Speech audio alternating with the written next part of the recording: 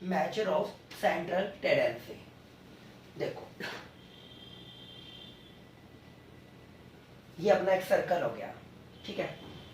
इसकी हम central value को क्या करने वाले हैं, लोकेट करने वाले हैं। जब कभी भी आप किसी भी कहने का मतलब सर्कल या किसी भी कंपोनेंट की या किसी भी आपके आइटम की सेंट्रल वैल्यू को लोकेट करने के लिए जा रहे हो, तो उसके लोकेट करने के लिए आप डिफरेंट काइंड ऑफ जो एवरेजेस को क्या करते हो, यूज करते हो।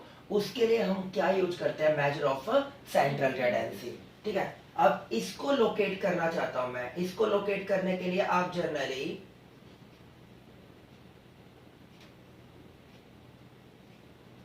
क्या करते हो, अर्थमेटिक मीन। मीन का मतलब बेटा एवरेज होता है। मीन का मतलब क्या होता है, एवरेज। जब कभी भी आप मीन की बात करोगे, इसका मतलब मैं किसको लेके बात करने लग रहा हूं, मैं एवरेज को लेके बात करने लग रहा हूं। मीन मीन्स एवरेज, ठीक है ना। जैसे आप मेरे को क्या बताते हो, अपनी एवरेज परसेंटेज 10th क्लास की, फिर आप किसकी बताओगे, +2 क्लास की, फिर आप किसकी बताओगे, ग्रेजुएशन की। यानी इट मीन्स आप मेरे को अगर मीन बता रहे हो तो आप मुझे एवरेज बता रहे हो एक तरह से, ठीक है ना। मीन इट मीन्स एक तरह से एवरेज। फिर आपने क्या किया होगा, 10th क्लास तक मीडियन किया होगा, है ना। मीडियन, मीडियन क्या करता है, किसी भी सीरीज को क्या क्या करता है, किसी भी सीरीज को और टेबल को डिवाइड कर देता है। कितने पार्ट्स में, 2 पार्ट्स में।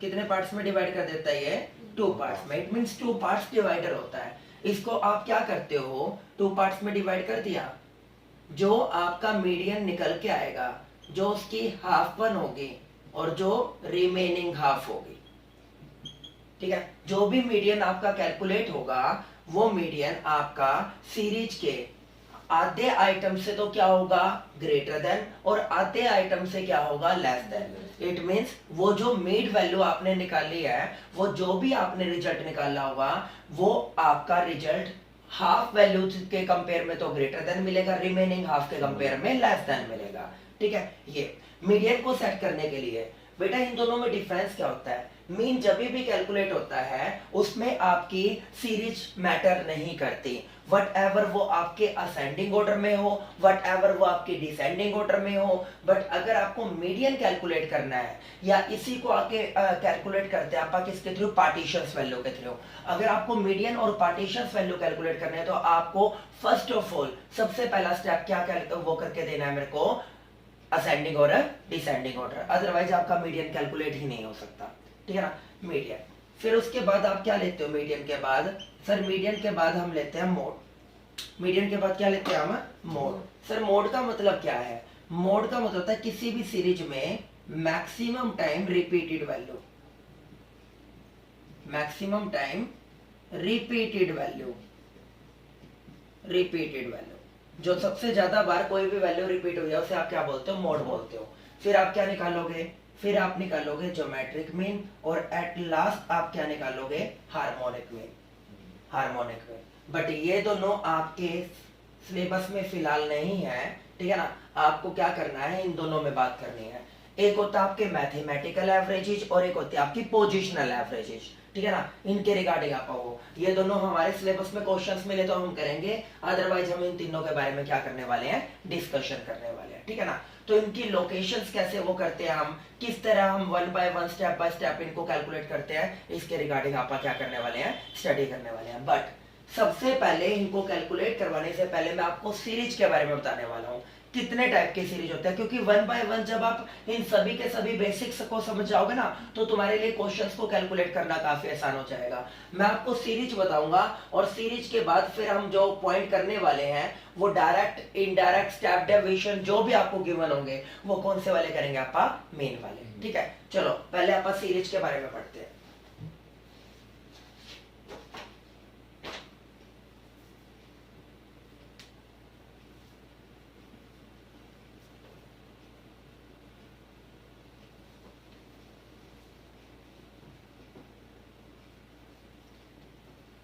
इसमें यश यहाँ पे आओ जल्दी। जब भी मैं रफ वगैरह कर रहा हूँ ना बेटा, कुछ भी, इसे इसको ऑन कर देना है।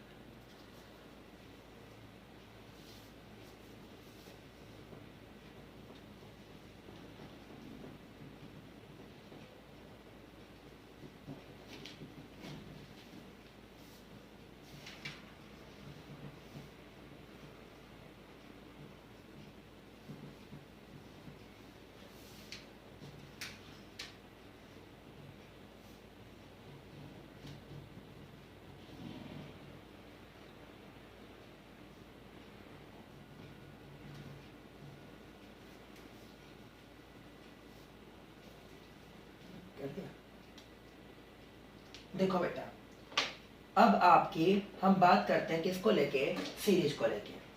कितने टाइप की सीरीज है, क्योंकि आपको पेपर में क्वेश्चन मिलेगा ना, तो क्वेश्चन में आपको सबसे पहले ये आपको देखना होता है कि मेरे पास क्वेश्चन है कौन सा, क्योंकि फार्मूला उसी के अकॉर्डिंग लगना है। मैं आपको सीरीज बताऊंगा और साथ ही साथ सीरीज के अकॉर्डिंग आपको मेन वाले क्वेश्चंस में डायरेक्ट मेथड के फार्मूले बताने वाला हूं, ठीक है ना, ये चीज है। तो मेरे को सबसे पहले क्या बोला, इंडिविजुअल सीरीज। सर इंडिविजुअल का मतलब होता है अकेला, इंडिविजुअल का मतलब क्या होता है, अकेला, ठीक है ना। मैं आपको क्या बोलता हूं कि मेरे लिए 1 गिलास पानी लेके आओ, ठीक है ना। एक स्टूडेंट को मैंने बोला 1 गिलास पानी लेके आओ, और पूरा का पूरा ग्रुप उठ के जाने लग रहा है पानी लेने के लिए, तो वो आपकी ग्रुपिंग हो जाएगी, ठीक है ना। मैंने बोला सिर्फ एक स्टूडेंट जाएगा, इट मींस इंडिविजुअल स्टूडेंट जाएगा। जब आपको पेपर में सिर्फ और सिर्फ क्या गिवन हो, एक सिंगल आपको क्या गिवन हो, आइटम से रिलेटेड कंपोनेंट्स गिवन हो, सिंगल आपको एक्स वेरिएबल गिवन है और उसके different kind of items given है, और कुछ भी पेपर में गिवन नहीं है। सर ये मार्क्स भी हो सकता है, सर ये वेट भी हो सकता है, सर ये हाइट भी हो सकता है, कुछ भी हो सकता है, बट मैंने दिया अकेला ही आपको, और कुछ भी दिया, ठीक है ना। यहाँ पे आ गया 5, 7, 9, 3, 11, 4, 6, ये आपको दे दिया मैंने, ठीक है ना, और कुछ भी दिया मैंने, ये आपको दे दिया, ठीक है, और कुछ भी नहीं है। तो आप क्या करोगे, आपने लिखा समेशन, इसको बोलते हैं आपका समेशन या सिग्मा। इसका मतलब होता है जोड़ देना, इसका मतलब क्या होता है, जोड़ देना, जोड़ना। सिग्मा का मतलब क्या होता है आपका, जोड़ना। जब नंबर ऑफ आइटम्स का आप आपस में जोड़ देते हो। सब्जेक्टों की परसेंटेज निकालने के लिए भी तो यही करते हो, तुम करते हो या नहीं करते। टोटल नंबर ऑफ सब्जेक्ट जो भी थे, आप टोटल मार्क्स को लेके और सब्जेक्ट से डिवाइड कर दिया। ये करने के बाद जो आपका क्या निकलेगा, वो एवरेज निकलेगा, वो यहाँ पे होता है। मैंने सिग्मा किया 6 और 4 10, 10 और 11 21, 21 और 3 24, 24 और 9 33, 33 और 7 40, 40 और 5 45, ये आ गया। सर मेरे को क्या निकालना है, एक्स बार। सर इस एक्स बार का मतलब मीन होता है, एक्स बार का मतलब क्या होता है, मीन होता है, समझ रहे हो, एक्स बार का मतलब मीन होता है। तो मैंने क्या किया, 45 को नंबर ऑफ आइटम 1 2 3 4 5 6 7, 7 से डिवाइड कर दिया। जो भी मेरा रिजल्ट आएगा वो मेरा क्या होगा, मीन, क्या होगा, वो मेरा मीन। सर ये कब लागू होता है, जब आपको पेपर में कुछ भी गिवन ना हो। बेटा क्वेश्चंस आप सारे करेंगे, तुम सीरीज का मतलब समझो। जब आप ये समझ जाते हो ना कि किसका क्या डिफरेंस है, तो आपके लिए क्वेश्चन निकालना बहुत आसान हो जाता है, कुछ भी पॉइंटों में भी आ जाता है, कोई दिक्कत नहीं है। तो ये समझ में आ गया आपका, ये क्या होगी, इंडिविजुअल। इंडिविजुअल का मतलब जब पेपर में जस्ट आपको सिंगल वेरिएबल गिवन हो, ठीक है ना। सर डिस्क्रीट का मतलब क्या होता है, डिस्क्रीट का मतलब होता है 2। डिस्क्रीट का मतलब क्या होता है, 2। जहां पर पेपर में आपको 2 वेरिएबल्स अलग अलग गिवन होंगे। एक तो आपको एक्स गिवन होगा, यहाँ पे लगा लो आपने मार्क्स ही ले लिए, मार्क्स। मैं बोला 10 नंबर कितने बच्चों के, आप बोले 2। मैं बोला 15 नंबर कितने बच्चों के, आप बोले 4। मैं बोला 20 नंबर कितने बच्चों के, आप बोले 5। मैं बोला 30 नंबर कितने बच्चों के, आप बोले 10। मैं बोला 40 नंबर कितने बच्चों के, आप बोले 3। ठीक है बेटा, ये आ गया। अब ये आ गया आपका मार्क्स, और ये क्या हो गया, number of item, it means frequency, it means frequency, ठीक है ना। तो 10 2 बच्चों के हैं, 15 4 बच्चों के हैं, 20 5 बच्चों के, 30 10 बच्चों के, और 40 3 बच्चों के हैं। ये कर दिया। अब आ गया, अब मेरी बात सुनो, मैथमेटिक्स में, स्टैटिस्टिक्स में, अकाउंटेंसी में, कोई भी सब्जेक्ट आप कर रहे हो, जब आपको 2 डिफरेंट काइंड ऑफ फीचर्स के कंपोनेंट मिल जाए, जब आपको 2 डिफरेंट काइंड ऑफ फीचर्स के कंपोनेंट मिल जाए, ये हो गया मार्क्स और ये हो गया आपका फ्रीक्वेंसी। अगर आपको यहाँ पर मार्क्स और मार्क्स ही गिवन होगा, अगर बेटा मैं आपको क्या दे दूं, मार्क्स और marks, just like this, marks marks marks, तो आप क्या करोगे, एडिशन रूल, आप ऐड करोगे। जब आपको दोनों वेरिएबल सिमिलर गिवन हो ना, तो हमेशा ऐड होता है। बट अगर 2 वेरिएबल्स आपको डिफरेंट काइंड ऑफ कंपोनेंट के मिल जाए, तो मल्टीप्लिकेशन रूल लागू होता है। कौन सा अलग होता है? Multiplication rule. बेटा अगर किसी के सर पाव नहीं मिलते ना किसी भी उसमें, कोई भी सब्जेक्ट कर रहे हो, मैं इसकी बात नहीं कर रहा, तो आप वहां पे मल्टीप्लाई कर देना। और दूसरी बात, जब आपको पेपर में कोई लॉजिक ना मिले, वहां पे सिंगल एक ही रूल रह गया, मल्टीप्लीकेशन, और कुछ रहता भी नहीं, ठीक है ना। तो मैंने क्या किया, क्या मार्क्स और ये मार्क्स और मार्क्स होते तो क्या कर देता मैं, ऐड कर देता, बट सर ये मार्क्स और क्या है, फ्रीक्वेंसी अलग अलग है। तो सर जहां पर आपके दोनों फीचर्स अलग अलग हो, तो वहां पे क्या करते हो आप, मल्टीप्लीकेशन। क्या करते हो वहां पे, मल्टीप्लीकेशन। समझ रहे हो मेरी बात को? तो ये आपने मल्टीप्लीकेशन कर दी, 10 2 जा 15 4 जा 100 300 120, टोटल कितना बना सर आपका, ये बना 420 520 580 और 600, कितना आ गया, 600। क्या निकालना है सर आपको, मीन निकालना है। ये क्या निकल गया, ये निकल गया सिग्मा एफ एक्स। क्या निकल गया, सिग्मा एफ एक्स। इसका मतलब जोड़ देना, और उसको किससे डिवाइड कर दूंगा, सिग्मा एफ से, नंबर ऑफ आइटम। पिछले वाले में तो इस तरह करे थे ना, यहाँ पे 4 और 2 6 बच्चे, 6 और 5 11 बच्चे, 11 और 10 21 बच्चे, 21 और 3 24 बच्चे, ठीक है जी। अब आपको क्या निकालना है, आपको मीन निकालना है। तो एफ एक्स को किससे डिवाइड कर दिया सर मैंने, एफ से, 600 डिवाइड में 24, कितना आ जाएगा सर, ये आया 24 दूनी 48, 24 पंजा 120,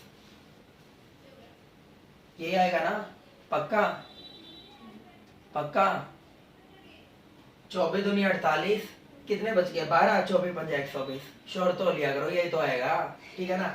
ओके रिपोर्ट है सर। पहले मेरे को बताओ, इंडिविजुअल पेपर में अगर मैं आपको दूं तो पहचान कर लोगे सर? वहां पे सिर्फ और सिर्फ क्या गिवन होगा, सिंगल। सर आपको डिस्क्रीट दे दूं मैं तो 2 कंपोनेंट के होंगे, पहचान कर लोगे क्या, कर लिया, ठीक है ना। ये मैं सर एक बात बताओ, ये जो आप फार्मूला लगा रहे हो बेटा, ये मीन का फार्मूला लगा रहा हूँ, क्योंकि मैंने क्या लिखा है, अर्थमेटिक में, क्योंकि मीडियन और मोड अगला चैप्टर है। फिलहाल मैं 9 चैप्टर में क्या करने वाला हूँ, ये कौन सा आपका चैप्टर नंबर 9, क्या मीन चलेगा ये फिलहाल। तो मैं ये कौन से फार्मूले लगा रहा हूँ आपको, मीन के फार्मूले लगा रहा हूँ, वो भी कौन से सर, डायरेक्ट मेथड। अभी मैं डायरेक्ट मेथड करवा रहा हूँ आपको, शॉर्टकट मेथड जिसका दूसरा नाम इनडायरेक्ट मेथड होता है, वो इसके बाद करेंगे। अभी सिर्फ आप इसको सीख रहे हैं, ठीक है ना। एक दिया थर्ड सीरीज का क्या नाम है, कॉन्टिन्यूअस।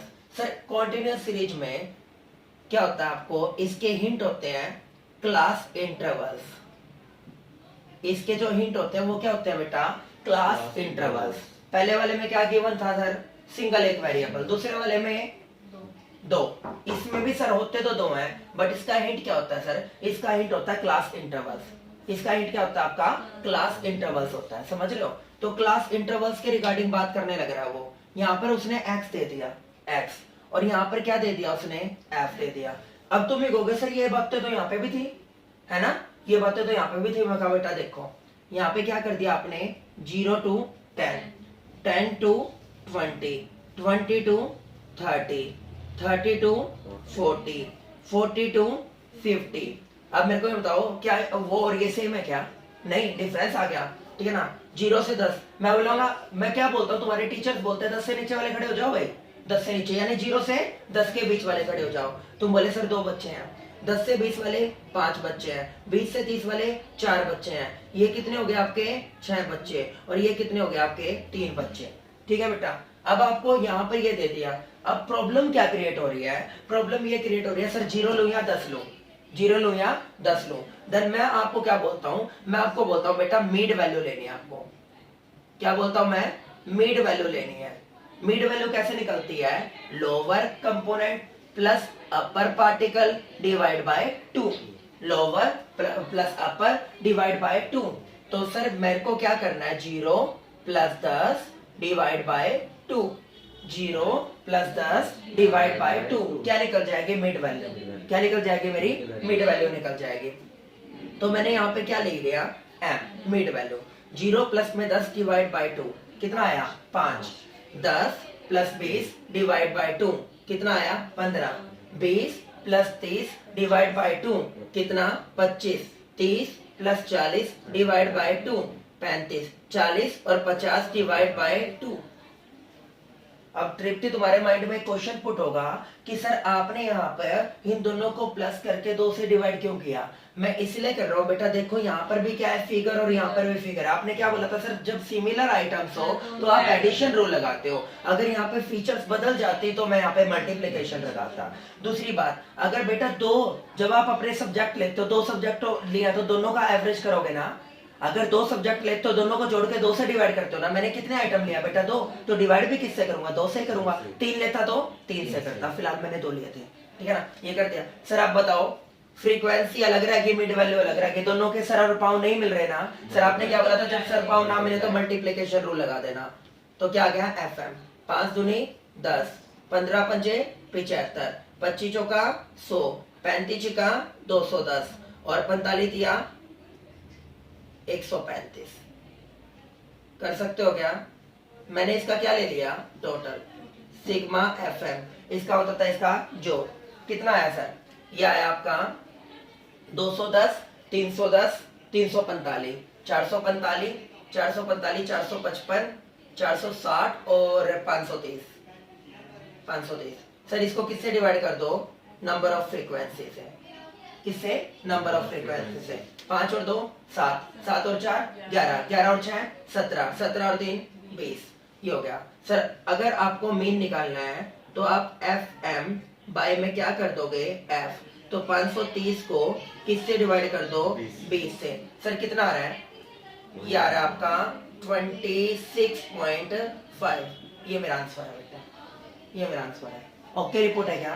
ठीक है बेटा, आपको इंडिविजुअल सीरीज ध्यान से दोबारा पूछ लेना। इंडिविजुअल सीरीज में पेपर में जब मैं आपको क्वेश्चन दे दूं तुम बता दोगे क्या सर ये इंडिविजुअल सीरीज है? अगर मैं पेपर में डिस्क्रीट का दे दूं तुम बता दोगे क्या सर ये डिस्क्रीट है? और कॉन्टिन्यूअस दे दूं तो तीनों की अलग अलग पहचान है, तीनों को जानबूझकर फोर्स डाल के याद करवाया जा रहा है। तीनों की पहचान अलग अलग है ना बेटा। कहीं पे आसपास भी कोई भटक रहा है एक दूसरे के? नहीं, ये इसका आपका फार्मूलेज और ये इसका वो ढूंढने का वो है। अब मैं आपको ये बताऊंगा कि जो आपको कॉन्टिन्यूअस सीरीज गिवन होती है, कॉन्टिन्यूअस सीरीज को सब डिवाइड कर दिया जाता है बेटा 2 सीरीज में। कितने? 2 सीरीज में। एक होते हैं इंक्लूसिव सीरीज और एक होती है एक्सक्लूसिव सीरीज। इंक्लूसिव और एक्सक्लूसिव सीरीज। सर इसमें क्या डिफरेंस है? देखो ये जो तुम्हें गिवन है, कौन सी सीरीज गिवन है? ये सर आपको कॉन्टिन्यूअस सीरीज में जो ये गिवन है सर, ये आपकी एक्सक्लूसिव सीरीज है। ये कौन सी सीरीज है? आपकी एक्सक्लूसिव सीरीज है। समझ रहे हो मेरी बात को? ये जो आपको गिवन है ये आपको एक्सक्लूसिव सीरीज गिवन है। सर कौन सी सीरीज गिवन है? एक्सक्लूसिव। सर आपको कैसे पता चला ये एक्सक्लूसिव सीरीज है? जब आपकी फर्स्ट वो होती है, आपकी रो होती है, फर्स्ट रो का हाईएस्ट आइटम सेकंड वन की लोवेस्ट आइटम के साथ क्या कर जाए? मैच कर जाए, तो वो कौन सी सीरीज होती है? सर वो आपकी एक्सक्लूसिव सीरीज होती है। सर एक्सक्लूसिव सीरीज में मेरे को कुछ कन्वर्जन की रिक्वायरमेंट नहीं है क्योंकि आपकी आंखों के आगे है, ये बिल्कुल करेक्ट है। बट सर दूसरी सीरीज का नाम दिया है आपने इंक्लूसिव सीरीज। दूसरी सीरीज का क्या नाम दिया है? Inclusive series. Sir inclusive series क्या होती है? जब आपके फर्स्ट डिजिट का जो लास्ट आइटम होता है वो सेकंड वन की लोवेस्ट के साथ मैच ना करे तो उसको बोलते हैं आपका, उसको क्या बोलते हैं आपका? Inclusive series. सर यहाँ पर 1 से क्या गया? 11, 12 से क्या गया? 21, 22 से क्या गया? 31 और 32 से क्या गया? 41 और 42 से क्या गया? ये मैच कर रहे हैं क्या बेटा? नहीं कर रहे। अब मैं क्या बोलता हूँ? Conversion of inclusive series into exclusive series आप कन्वर्ट करके दोगे। सर कन्वर्ट कैसे करके देंगे? मेरा बेटा 11 और 12, 11 और 12 के बिटवीन कितने का गैप है? 1। और तुम्हें एक बात और याद रखनी है बेटा, आपकी सीरीज के उसमें किसी तरह का कोई बदलाव नहीं होना चाहिए, ठीक है ना। मैं सीरीज को भी बदलूंगा और तुम यूं कहोगे सर देखो मैंने कोई परिवर्तन भी नहीं किया। 11 और 12 के बिटवीन कितने हैं? सर आपने बोला था 2 आइटम है तो क्या करोगे? 2 से डिवाइड, तो कितना आया? 0.5। 0.5 अगर आपका आ गया तो लोअर आइटम में से 0.5 को क्या कर दिया जाएगा? माइनस कर देंगे, ठीक है ना। और अपर आइटम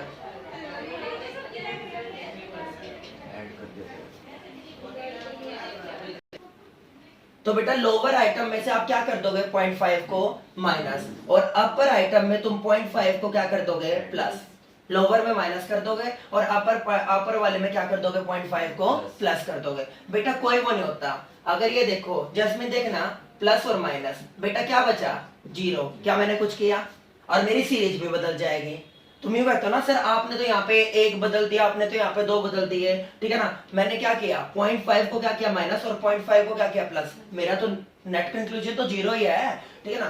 तो लोअर आइटम क्या था 1, उसमें से कितना घटाना है 0.5। तो 1 में से आपने 0.5 को घटाया तो कितना आया बेटा 0.5। अगले वाले में क्या बोला था सर आपने प्लस करो, 11 प्लस में 0.5 कितना आया 11.5। समझ रहे हो मेरी बात को?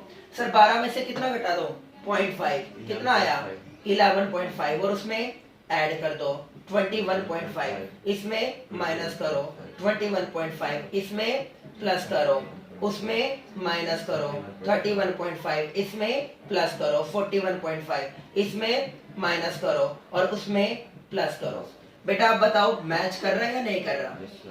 कर रहा है। तो इस तरह आप अपने इंक्लूसिव सीरीज को किस में कन्वर्ट कर सकते हैं एक्सक्लूसिव सीरीज में। बाय चांस अगर मैं कॉन्टिन्यूअस सीरीज में आपको इस तरह तंग करूं तो, क्योंकि आपको स्टेप वाइज मार्किंग मिलती है और आपको कन्वर्जन करना पड़ता है। इस तरह आप क्या करते हो कि आपकी सीरीज को भी बदल देते हो और आपके जो नेट कंक्लूजन है उसके ऊपर भी कोई इंपैक्ट नहीं पड़ता। इसको बोलते हैं इंक्लूसिव का एक्सक्लूसिव में कन्वर्ट होना। और वो कौन सी सीरीज थी बेटा एक्सक्लूसिव सीरीज। सर आपने क्या बताया था उसमें दोनों के दोनों क्या करेंगे, फर्स्ट वन का हाईएस्ट सेकंड वन के लोवेस्ट के साथ मैच करेगा, ठीक है ना। ये चीज होती है। अब इसका थ्योरेटिकल पार्ट थोड़ा सा देखते हैं आप, कल से फिर अपन न्यूमेरिकल स्टार्ट करेंगे, ठीक है।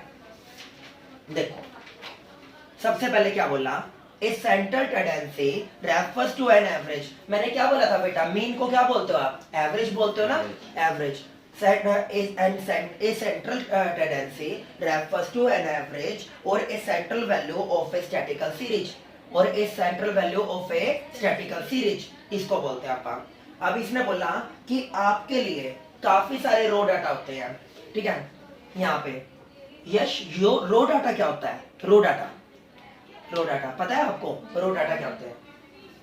अगर मैं आपको पेपर में क्या लिख के दे दूं बेटा रो डाटा, इसका मतलब जानते हो क्या होता है रो डाटा का मतलब?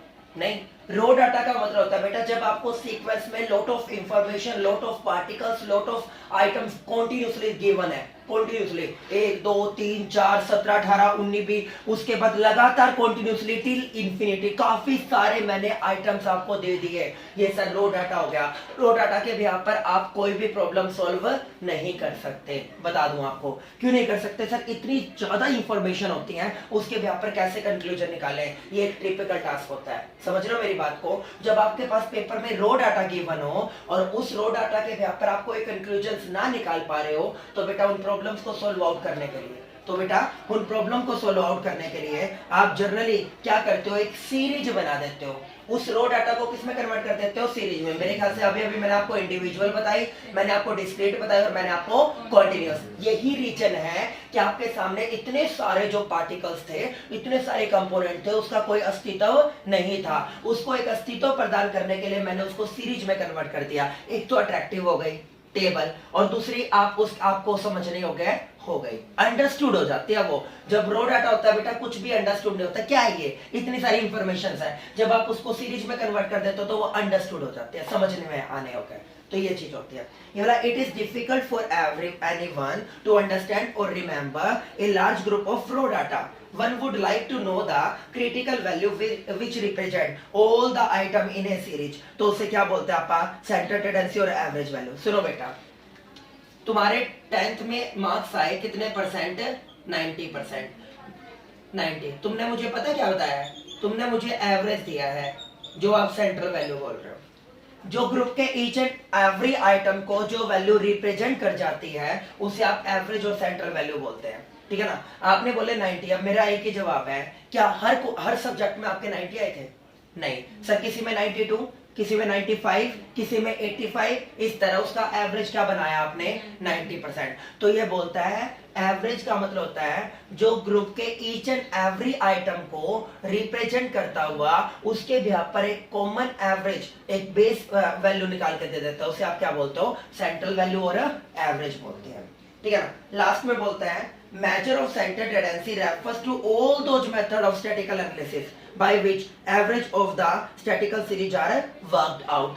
मेजर ऑफ सेंटर टेंडेंसी आपको जनरली वो सभी के सभी सेंट्रल वैल्यू को मेजर करके देती है जो आपकी क्या करती है एवरेज वैल्यू को क्या निकालने के लिए हेल्पफुल हो। ठीक है, डेफिनेशन देखो बेटा, बिल्कुल क्लार्क ने बिल्कुल इजी डेफिनेशन दे रखी है। An average is a figure that represent the whole group. बेटा एक एवरेज पूरे ग्रुप को रिप्रेजेंट करती है या सिर्फ एक आइटम को? सब पूरे ग्रुप को। जब आपने सब्जेक्ट के बिहाफ पर रिजल्ट निकाला, सभी सब्जेक्टों के मार्क्स जोड़ दिए, तो वो पूरे ग्रुप को रिप्रेजेंट करती है। ठीक है, अब बोलते हैं इसका पर्पज क्या है बेटा, इसका पर्पज क्या है। सबसे पहले ब्रीफ डिस्क्रिप्शन। ब्रीफ का मतलब क्या होता है बेटा?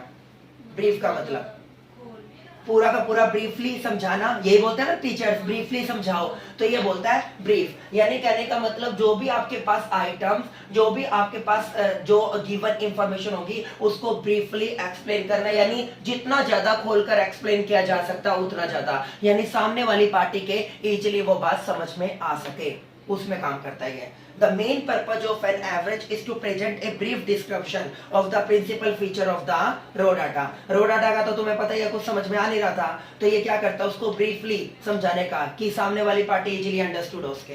कंपैरिजन बेटा जनरली सुनो, आपके कितने परसेंट है? 90।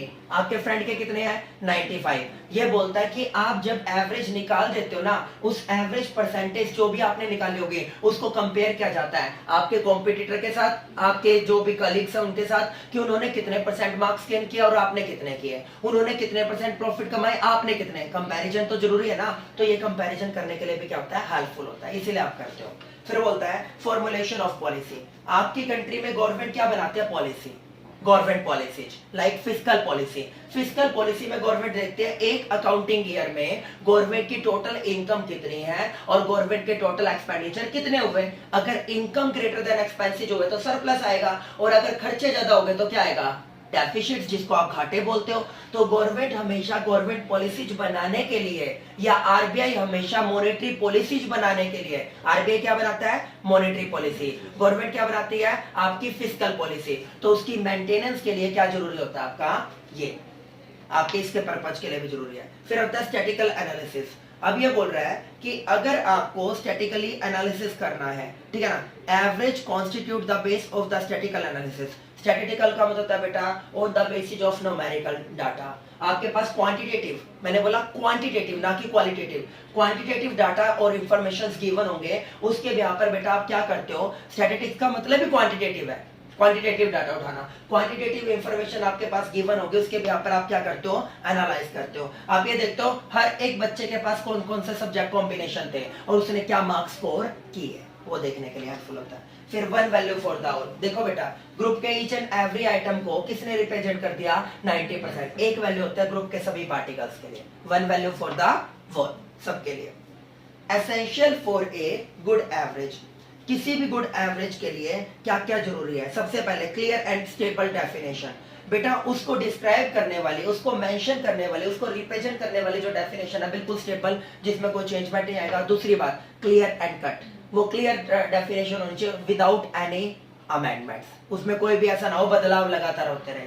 फिर होता है रिप्रेजेंटेटिव। सर वो जो आप बता रहे हो जो वैल्यू निकल के आई है वो ग्रुप के सभी आइटम्स को रिप्रेजेंट करने वाली हो, ये 90% सभी सब्जेक्टों को दिखा देना सभी को। फिर होता है सिंप्लिसिटी। सर इसकी सबसे बड़ी फीचर क्या होती है? सिंप्लिसिटी। इट मींस आपके लिए इसको कैलकुलेट करना, आपके लिए इसको अंडरस्टूड करना और आपके लिए इसको दूसरी पार्टियों को समझाना काफी आसान होना चाहिए। फिर होता है सर्टेनिटी। सर इसकी सबसे बड़े कैरेक्टर में जो आता है वो आता है सर्टेन रिजल्ट्स। जो आपके रिजल्ट्स होते हैं वो क्या होना चाहिए? सर्टेन। ऐसा ना हो 90 से 95 हो गया, कभी 93। बेटा एक बार जो आपने मार्क्स गेन कर लिया उसे बदल दोगे क्या? उसको कैसे बदल सकते हो आप? सर वो तो गया, अब तो तुम नेक्स्ट क्लास में आ गए, तो ये बोलने लग रहा है सर्टेन रिजल्ट होना चाहिए।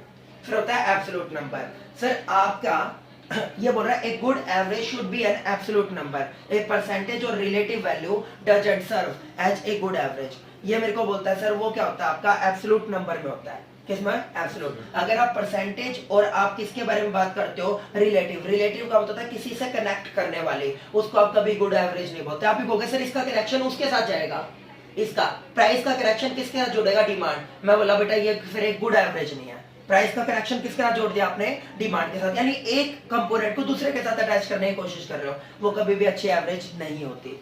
फिर बोलता है list effect of change in sample. देखो बेटा, अगर मैं मीन निकालने के लिए 1 3 5 7 9 11 ये कर दूं, अच्छा इनमें से अगर मैं किसी को भी ऊपर नीचे कर दूं, मीन के ऊपर कोई प्रभाव पड़ेगा? मेरे को तो टोटल मारना है मेरे को। तो ये बोल रहा है अगर आप सैंपल में कोई चेंज कर दो, क्या आपका रिजल्ट के ऊपर कोई प्रभाव पड़ता है? कोई प्रभाव नहीं पड़ता। चाहे आप 11 को यहाँ पहुंचा दो, चाहे इसको यहाँ पे पहुंचा दो, कोई फर्क नहीं पड़ता। तो ये बोलता है। फिर बोलता है अलजेब्रिक ट्रीटमेंट। ये बोलता है एक गुड एवरेज मैं तभी दर्जा दूंगा जब आप अलजेब्रिकली आप क्या कर सको, उसको मेजर कर सको और उसके ट्रीटमेंट को क्या कर सको, कैलकुलेट कर सको। सर अलजेब्रिकली जो आपने ये अलजेब्रिक उसमें साइंस में क्या कहते हैं, फार्मूलेज अडॉप्ट किए थे और उसके बेस पर क्या निकालने हैं आपने, रिजल्ट्स निकालने हैं। ये भी आपके इसमें पॉसिबल होते हैं। समझ रहे हो मेरी बात को? तो आज अपन ने क्या किया, मेजर ऑफ सेंटर टेंडेंसी के चैप्टर नंबर 9 में सबसे पहला काम हमने क्या किया कि इसमें कौन क्या क्या करना है। मेजर ऑफ सेंटर टेंडेंसी में सबसे पहले अरिथमेटिक मीन है, उसके बाद नेक्स्ट चैप्टर में 10th में हम क्या सीखेंगे, मीडियन और मोड। ज्योमेट्रिक और हार्मोनिक होगा तो पढ़ेंगे, अदरवाइज नहीं पढ़ेंगे। फिर हमने किसके बारे में पढ़ा, सबसे पहली पहचान होनी चाहिए सीरीज की। सर हमें सीरीज का पता चला, कल हम इसके क्वेश्चंस भी करने वाले हैं डायरेक्ट और इनडायरेक्ट मेथड के थ्रू। सीरीज की पहचान होने के बाद फिर उसके बाद हमने क्या पढ़ा, इसकी आपकी डेफिनेशन और इसके मीनिंग और इसके जो भी आपके फीचर्स थे, ठीक है ना। कल हम करने वाले हैं बेटा स्टार्ट आपकी मैथमेटिकल एवरेज। मैथमेटिकल एवरेज में क्या क्या बेटा, दो बताए थे ना मैंने, मैथमेटिकल एवरेज और पोजिशनल। सर मैथमेटिकल एवरेज में क्या डालते हो आप, arithmetic mean, geometric mean, harmonic mean, ये मैथमेटिकल है। पोजिशनल में क्या आता है, मीडियन और मोड, मीडियन और मोड। और एक आपको इसी चैप्टर में क्या सिखाऊंगा, पार्टीशंस वैल्यू। पार्टीशंस वैल्यू में चार आते हैं, वो होते हैं आपके तीन। एक होता है बेटा आपका क्वार्टाइल्स, एक आता है डिसाइल्स और एक आता है परसेंटाइल्स। वो आपका पढ़ेंगे क्या, इसमें नहीं तो अगले वाले में मिलेंगे बेटा।